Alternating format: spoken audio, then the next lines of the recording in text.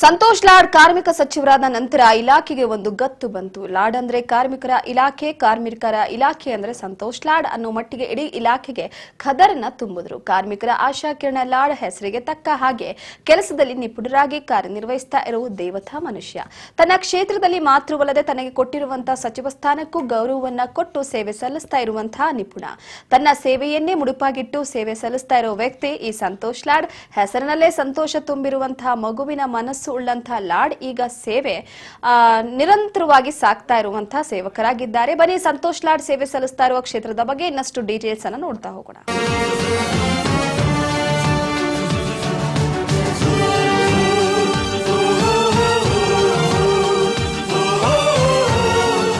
ಕಾರ್ಮಿಕ ಇಲಾಖೆಯ ವತಿಯಿಂದ ಕಾರ್ಮಿಕರ ಆರೋಗ್ಯ ಕಾಪಾಡಲು ಇರುವ ಸೇವೆಯೇ ಸಂಚಾರಿ ಆರೋಗ್ಯ ಘಟಕ.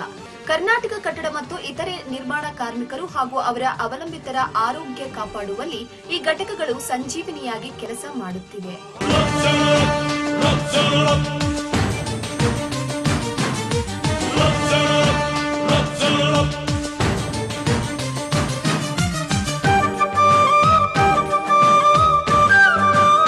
ಆರೋಗ್ಯವೇ ಭಾಗ್ಯ ಅನ್ನೋ ಮಾತು ಹಿಂದೆಂದಿಗಿಂತಲೂ ಹೆಚ್ಚು ಪ್ರಸ್ತುತವಾಗಿದೆ.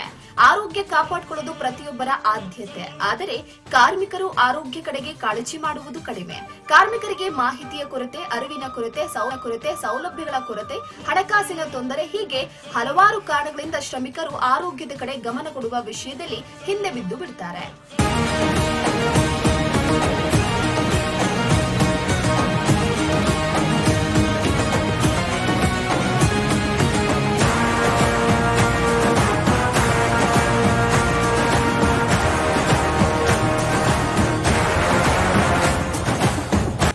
ಕೆಲಸದ ಮೇಲೆ ಗಮನ ಕೊಡುವ ಕಾರ್ಮಿಕರು ಅನಾರೋಗ್ಯದ ಸಂದರ್ಭಗಳಲ್ಲಿ ಮಾತ್ರವೇ ವೈದ್ಯರ ಬಳಿ ಹೋಗಿ ಚಿಕಿತ್ಸೆ ಪಡೆಯುತ್ತಾರೆ. ದುಡಿಮೆಯೇ ದೇವರು ಎಂದು ಕೆಲಸ ಮಾಡುವ ನಮ್ಮ ಶ್ರಮಯೋಗಿಗಳ ಆರೋಗ್ಯ ಕಾಪಾಡಲು ಕಾರ್ಮಿಕ ಇಲಾಖೆಯ ಸಂಚಾರಿ ಆರೋಗ್ಯ ಘಟಕಗಳು ಸದಾ ಸನ್ನದ್ಧವಾಗಿವೆ.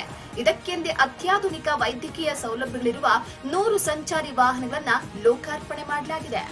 ಒಂದು ಕಾರ್ಯಕ್ರಮ ಇಡೀ ದೇಶದಲ್ಲಿ ಎಲ್ಲೂ ಕೂಡ ಇಷ್ಟು ದೊಡ್ಡ ಪ್ರಮಾಣದಲ್ಲಿ ಕಾರ್ಮಿಕರಿಗೆ ಅವರ ಆರೋಗ್ಯ ರಕ್ಷಣೆ ಮಾಡತಕ್ಕಂಥ ಕಾರ್ಯಕ್ರಮವನ್ನು ಮಾಡಿ ಇಲ್ಲಿ ಪ್ರಥಮ ಬಾರಿಗೆ ಕರ್ನಾಟಕದಲ್ಲಿ ಇಂಥ ಒಂದು ವಿನೂತನ ಕಾರ್ಯಕ್ರಮವನ್ನು ಹಮ್ಮಿಕೊಂಡಿದ್ದಾರೆ. ಸಂಚಾರಿ ಆರೋಗ್ಯ ಘಟಕ ಕನ್ಸ್ಟ್ರಕ್ಷನ್ ವರ್ಕರ್ಸ್ ಅವರು ಕರ್ನಾಟಕದ ಅನೇಕ ಭಾಗಗಳಲ್ಲಿ ಕೆಲಸ ಮಾಡ್ತಾ ಇದ್ದಾರೆ. ಎಲ್ಲೆಲ್ಲಿ ಕನ್ಸ್ಟ್ರಕ್ಷನ್ ಆಕ್ಟಿವಿಟೀಸ್ ನಡೀತವೆ ಅಲ್ಲೆಲ್ಲ ಕಾರ್ಮಿಕರು ಕೆಲಸ ಮಾಡ್ತಾರೆ. ಅವ್ರು ಎಲ್ಲಿ ಕೆಲಸ ಮಾಡ್ತಾರೆ ಆ ಸ್ಥಳಕ್ಕೆ ಹೋಗಿ ಮುಂಚಿತವಾಗಿ ತಿಳಿಸಿ ಆ ಸ್ಥಳದಲ್ಲಿ ಕಾರ್ಮಿಕರಿಗೆ ಆರೋಗ್ಯ ತಪಾಸಣೆ ಮಾಡ್ತಕ್ಕಂಥದ್ದು, ಅವರಿಗೆ ಕಾಯಿಲೆಗಳಿದ್ರೆ ಕಾಯಿಲೆಗಳಿಗೆ ಚಿಕಿತ್ಸೆಯನ್ನು ಕೊಡ್ತಕ್ಕಂಥದ್ದು, ಔಷಧವನ್ನು ತಗೋದು, ಇವೆಲ್ಲವೂ ಕೂಡ ಫ್ರೀಯಾಗಿ ಮಾಡ್ತಕ್ಕಂಥದ್ದು. ಸುಮಾರು 100 ವಾಹನಗಳಿರ್ತವೆ ಆರೋಗ್ಯ ಘಟಕಗಳು. ಪ್ರತಿ ವಾಹನ ಒಂದೊಂದರಲ್ಲಿ ಒಬ್ಬ ಡಾಕ್ಟರ್ ಇರ್ತಾರೆ, ನರ್ಸ್ ಇರ್ತಾರೆ, ಫಾರ್ಮಾಸಿಸ್ಟ್ ಇರ್ತಾರೆ, ಲ್ಯಾಬ್ ಟೆಕ್ನಿಷಿಯನ್ ಇರ್ತಾರೆ. ಒಂದು ಪ್ರಾಥಮಿಕ ಆರೋಗ್ಯ ಘಟಕದಲ್ಲಿ ಏನೇನು ಇರ್ತದೆ ಅವೆಲ್ಲವೂ ಕೂಡ ಈ ಸಂಚಾರಿ ವಾಹನದಲ್ಲಿ ಇರ್ತವೆ. ಅದರಿಂದ ಎಲ್ಲಿ ಕೆಲಸ ಮಾಡ್ತಾರೆ ಆ ಸ್ಥಳಕ್ಕೆ ಹೋಗಿ ಅವರಿಗೆ ಚಿಕಿತ್ಸೆ ಕೊಡ್ತಕ್ಕಂಥದ್ದು, ಆರೋಗ್ಯ ತಪಾಸಣೆ ಮಾಡ್ತಕ್ಕಂಥದ್ದು, ಇದನ್ನ ಮಾಡ್ತಕ್ಕಂಥದ್ದು ಇದೆಯಲ್ಲ, ಇದು ಒಂದು ವಿನೂತನವಾದಂತ ಹೊಸ ಕಾರ್ಯಕ್ರಮ.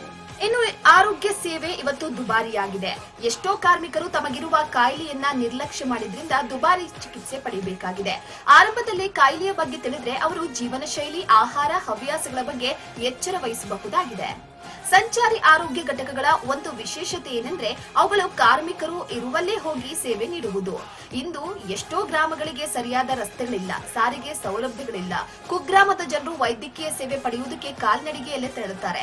ಇದಕ್ಕೆಲ್ಲ ಒಂದು ರೀತಿಯ ಪರಿಹಾರ ಎಂಬಂತೆ ಸಂಚಾರಿ ಆರೋಗ್ಯ ಘಟಕಗಳು ಕಾರ್ಯನಿರ್ವಹಿಸುತ್ತವೆ. ಹೌದು, ಸಂಚಾರಿ ಆರೋಗ್ಯ ಘಟಕಗಳ ಬದಲಿಗೆ ಈ ವಾಹನಗಳೇ ಕಾರ್ಮಿಕರು ಇರುವಲ್ಲಿಗೆ ಹೋಗಿ ಸೌಲಭ್ಯ ನೀಡುವುದಕ್ಕೆ ಮುಂದಾಗಿವೆ. ಇನ್ನು 2022-23 ಸಾಲಿನ ಆಯವ್ಯಯ ಯೋಜನೆಯ ಅನ್ವಯ ಸಂಚಾರಿ ಆರೋಗ್ಯ ಕ್ಲಿನಿಕ್ ಯೋಜನೆಯಡಿ ವಾಹನಗಳಿಗೆ ಬದಲಾವಣೆ ಮಾಡಿ ನೋಂದಾಯಿತ ಕಟ್ಟಡ ಕಾರ್ಮಿಕರಿಗೆ ಎಲ್ಲಾ ರೀತಿಯ ಅತ್ಯಾಧುನಿಕ ವೈದ್ಯಕೀಯ ಸೇವೆಗಳನ್ನು ಒದಗಿಸಲು ನಿರ್ಧರಿಸಿದೆ. ನೋಂದಾಯಿತ ಫಲಾನುಭವಿಗಳು ಮತ್ತು ಅವರ ಅವಲಂಬಿತರ ರಕ್ಷಣೆಗಾಗಿ 100 ಸಂಚಾರಿ ಆರೋಗ್ಯ ಘಟಕಗಳನ್ನು ಲೋಕಾರ್ಪಣೆ ಮಾಡಲಾಗಿದೆ.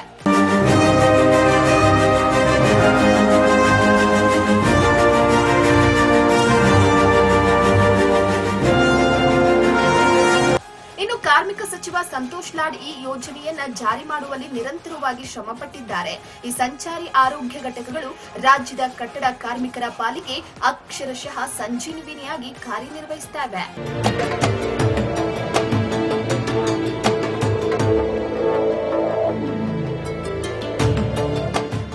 ಈ ಒಂದು 100 ಮೆಡಿಕಲ್ ಯೂನಿಟ್ಗಳನ್ನ ಕ್ಲಿನಿಕ್ ಆನ್ ವೀಲ್ಸ್ ಅಂತ ಹೇಳ್ಬೋದು. ಈ ಕ್ಲಿನಿಕ್ ಆನ್ ವೀಲ್ಸ್ ಅಂತ ನಾವೇನು ಹೇಳ್ತೀವಿ, ಮೆಡಿಕಲ್ ಮೊಬೈಲ್ ಯೂನಿಟ್ ಅಂತ ಏನು ಹೇಳ್ತಿದ್ದೀವಿ, ಇದು ಸುಮಾರು 100 ಈ ಥರದ ಬಸ್ಗಳನ್ನ ನಾವು ಮಾಡಿದ್ದೇವೆ ಸರ್, ತಮ್ಮ ಮಾರ್ಗದರ್ಶನದ ಮೇಲೆ.